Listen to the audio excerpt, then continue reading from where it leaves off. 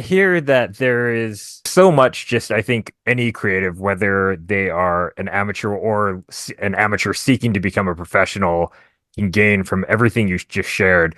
But you have such a healthy outlook on writing the story and understanding that maybe something you think is going to be great doesn't resonate with other people, and then something that you feel isn't great becomes this powerful thing that touches so many people. What might you tell other creatives in terms of how to think about managing the expectations around whether or not something takes off or finds legs or gets published, or to your point, whether or not it gets even bought or well received? How might they better navigate the ups and downs of the creative professional journey? I think they have to divorce themselves from it. You become a writer because you have to write. You have to tell the story. And Denny O'Neil used to have a sign in his office saying, "The story is boss," which means, we live and die in the service of that story. And you just work on that story and do the best story you can. And then once you're done, you go on to the next one. And once I turn in a story, I try not to look at it again. So many guys, when their work comes out, they can't wait to reread it. Now, I already know how it ends. I'm not interested. I'm more interested in the next story I'm doing. And I think that certain things are going to sell and make you a lot of money, and certain things are not going to sell. And you can't guess what's going to touch the public. But if you care and you put your heart and soul into it, then you'll be touching your readers. And that's what you want to do. You want your readers, you care about your story, you want your readers to care about the stories. And as long as you're getting paid, you can continue doing more stories. I've always been told that I'm a very crash commercialist kind of guy because I'm always looking to get paid. And the reason for that is if I don't get paid, then I'm going to have to go out and get a real job.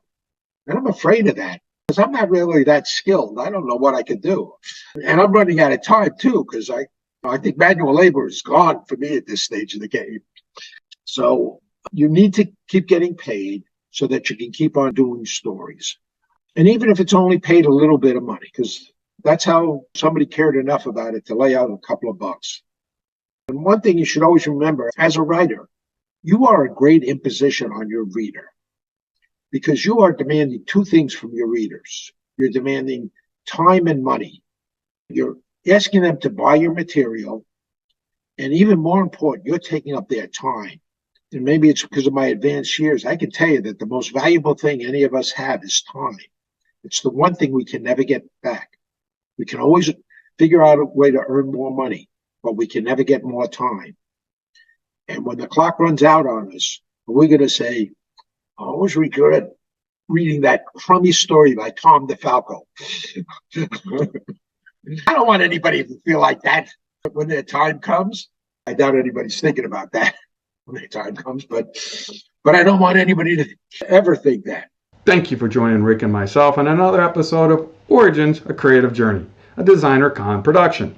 Please like this video, subscribe to our YouTube channel, download and listen to us every place you get your favorite podcast. Follow us on Instagram at Origins, A Creative Journey, all one word.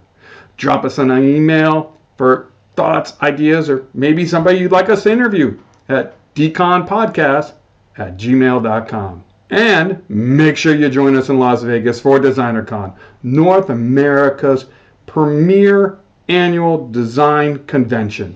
All the information can be found, including tickets, at designercon.com. Till then, enjoy your own creative journey.